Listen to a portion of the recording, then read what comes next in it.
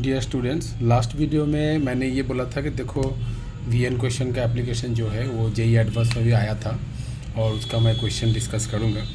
तो देखो ये एक क्वेश्चन था जिसमें एस के 1 से लेके 100 तक है। Denote the sum of the infinite geometric series और जिसका फर्स्ट टर्म है k-1/k factorial and the common ratio 1/k है। तो इसका वैल्यू निकालना है। ओके, ये क्या है? ये 100² फैक्टोरियल सिग्मा के 1 से लेके 100 तक है। ये मॉड्यूलस है और मॉड्यूलस के अंदर ये वाला टर्म है। तो पहले हमने क्या किया कि जो एस के होगा जिसका फर्स्ट टर्म k-1/k फैक्टोरियल है और 1 माइनस कॉमन रेशियो मतलब 1/k है, जिसको हमने कैलकुलेट किया तो देखा कि k-1 कट जाएगा, ऊपर में k आएगा, नीचे k फैक्टोरियल होगा। k फैक्टोरियल को k इंटू k-1 फैक्टोरियल लिख सकते हैं, इसलिए इसको मैंने लिख दिया 1 ये k-1 फैक्टोरियल। और क्योंकि मैंने k-1 कैंसिल आउट कर दिया, मतलब जब हम एस के को ये बिठाएंगे तो k1 के लिए ये वाला टर्म नहीं होगा। और मैंने ये देखा कि देखो अगर k1 है इसका मतलब उसका जो पहला टर्म होगा वो 0 आ जाएगा और जो कॉमन रेशियो रहेगा वो 1 हो जाएगा क्योंकि 1/k है। तो S1 क्या हो जाएगा? S1 तो 0 ही हो गया। तो देखा गया कि S1 का वैल्यू 0 है, तो ये जो वैल्यू निकालना है इसको हम 100 लिख सकते हैं और ये मैं 99 फैक्टोरियल कर सकता हूँ। 100 कैंसिल आउट हो गया। और क्योंकि जब हम 1 बिठाते हैं, क्योंकि SK को हम ये वाला बिठाना चाहते हैं पर ये k1 नहीं होगा, इसलिए मैं 1 के लिए वैल्यू अलग से डाल लेता हूँ। क्योंकि 1 के लिए S1 0 होता है तो वो अलग से करने की ज़रूरत नहीं, वो 0 हो जाएगा। इसका मतलब ये जो सिग्मा है ये हम k2 से स्टार्ट करके ये 100 तक लिख सकते हैं। और ये जो मॉड्यूलस के अंदर है इसको मैं थोड़ा ऐसे लिख सकता हूँ, ऐसे लिख के, और इस k का वैल्यू हम k-1 फैक्टोरियल बिठा सकते हैं। अब ये लग रहा है कि ये वीएन मेथड में आएगा, देखते हैं। तो ये 100 है और ये 99 फैक्टोरियल है, इसको सिग्मा रहने देते हैं।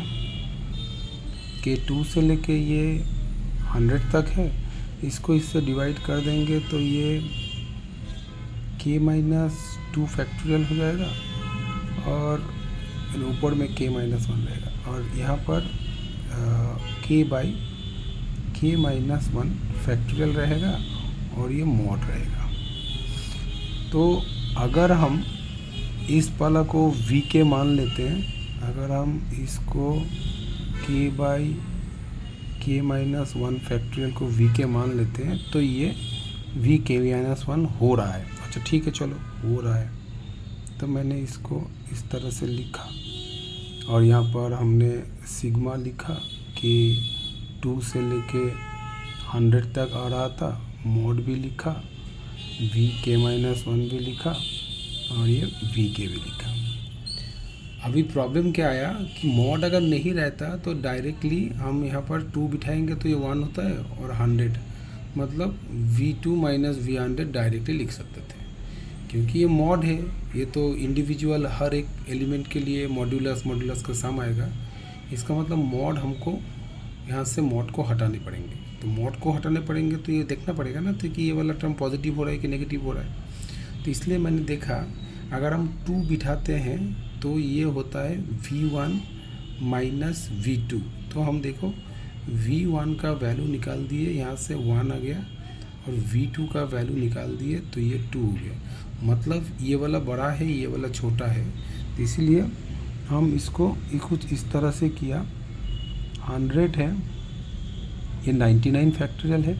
2 के लिए एक्चुअली मॉड के अंदर नेगेटिव आ रहा था तो इसको मैंने अलग से ही कर लिया। V1 माइनस V2 कर लिया। उसके बाद बाकी जो टर्म है मतलब ये केस 3 से स्टार्ट होगा और यहाँ पर 100 आएगा। अब देखो मॉड हट जाएगा, मॉड हट जाएगा मतलब वी के माइनस 1 वी के होगा। मॉड हट जाएगा मतलब क्या होता है कि ये वाला टर्म ही अभी बड़ा होगा। देखो अगर हम V3 निकाल लेते हैं तो V3 क्या हो जाएगा, ऊपर में 3 आ जाएगा, ये 2 हो जाएगा। देखो V3 करेंगे तो क्या हो जाएगा, यहाँ पर K3 करेंगे तो ये क्या आ जाएगा V2 माइनस V3। देखो V3 छोटा है तो इसका मतलब है कि अभी हम मॉड को हटा सकते हैं, मतलब नेक्स्ट टर्म भी और भी छोटा हो जाएगा। तो अभी जो मेरा ये आया ये 100 है और ये 99 फैक्टोरियल है और इसका वैल्यू 1 आ गया और इसको हम डायरेक्टली लिख सकते हैं। 3 बिठाएंगे तो ये आ जाएगा V2 और लास्ट वाला हो जाएगा V100। अब कब से मैंने ये वाला टर्म को लिखे जा रहे हैं, अब देखो मज़ा आएगा। ये V2 तो 2 है और ये 1 3 है। V100 का मतलब देखो ये 100 है और ये 99 फैक्टोरियल है। इसका मतलब ये वाला टर्म और ये वाला टर्म कैंसिल आउट हो गया। इसका मतलब हो गया 1 प्लस V2 और इसका आंसर आ जाएगा 3। ये जेईई एडवांस का ही क्वेश्चन है, तो इसका मतलब यहाँ पर VN मेथड अप्लाई करके इस क्वेश्चन का सॉल्यूशन निकल गया। अब देखो ये अलग और एक क्वेश्चन है जिसमें ये बोला गया था कि देखो एक सीक्वेंस है जो कि xn है और उसमें पहला टर्म जो इस तरह से दिया है और नेक्स्ट जो टर्म होंगे वो इस रिलेशन से है। क्या है, k+1 है, xk+1 xk² प्लस xk। और इसका जो है ये बोला था ग्रेटेस्ट इंटीजर निकालना है जो इसका लेसर वैल्यू होगा। तो मतलब इसका वैल्यू निकालना है, उसका मतलब लार्जेस्ट इंटीजर निकालना है। तो ठीक है, तो हमने क्या किया, ये वाला जो टर्म है ना ये इसको मैं इस तरह से कर दिया 1/x ऑफ k+1 को हम लिख सकते हैं 1/x के कॉमन ले लिया मतलब xk+1 आ गया। इसको हमने पार्शियल फ्रैक्शन में कन्वर्ट कर देना है। पार्शियल फ्रैक्शन में कन्वर्ट कर देना है मतलब ये आ जाएगा, ये देखो 1 ये xk आ जाएगा और ये 1 ये जो xk और ये +1 आ जाएगा। अब हम देखें कि देखो यही चीज़ तो हमको निकालना था सिग्मा।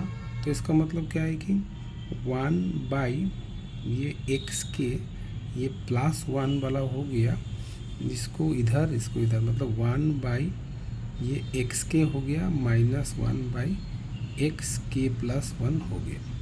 अब देखो इसका सिग्मा निकालना है, तो इसका सिग्मा निकालना है, इसका मतलब है कि 1/xk माइनस 1/xk+1 है और k का वैल्यू 1 से लेके ये 100 तक है। तो देखो इसका मतलब है तुम अगर इसको vk मानते हो तो ये k-1 है।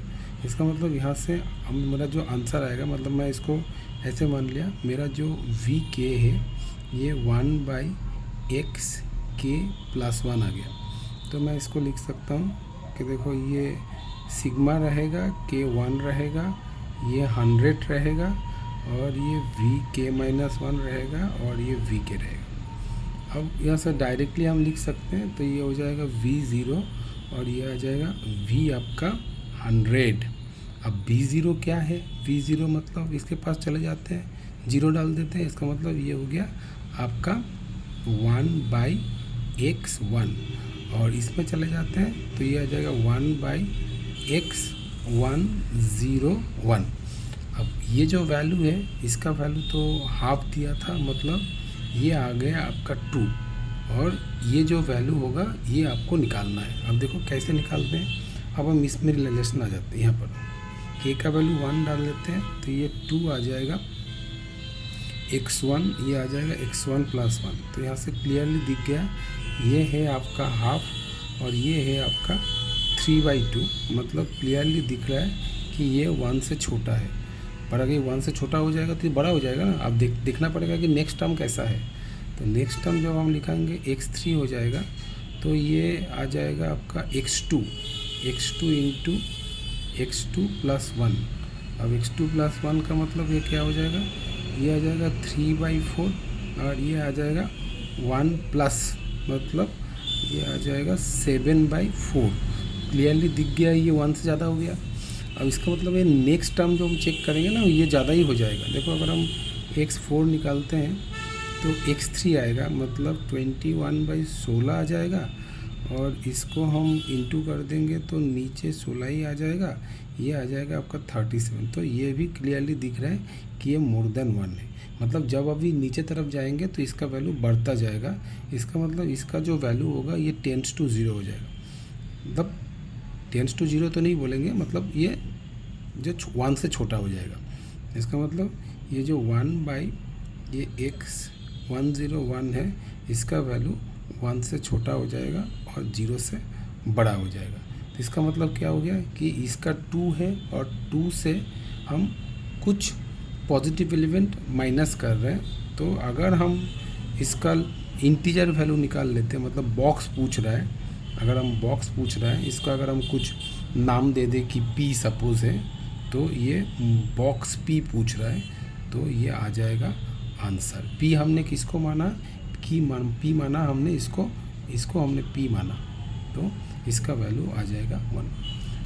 तो बच्चों मुझे लगता है कि ये आप लोगों को समझ में आया होगा।